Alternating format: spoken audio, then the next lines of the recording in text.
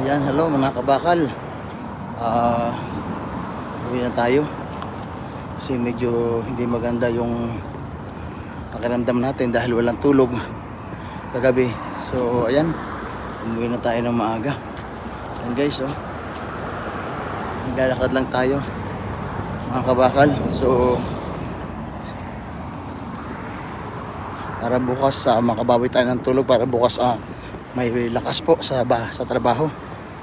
At syempre may lalakarin din tayo na tingin tayo ng bagong bahay para makapagtrabaho tayo ng maayos. Kasi importante yung pagpapahinga sa trabaho, kasi dyan lang tayo kumukuha ng lakas. Pati pag nagkasakit tayo dito, syempre wala naman tutulong sa atin dito, wala naman dito yung pamilya natin. Kaya nga kailangan alagaan natin yung ating sarili pag malayo, di ba?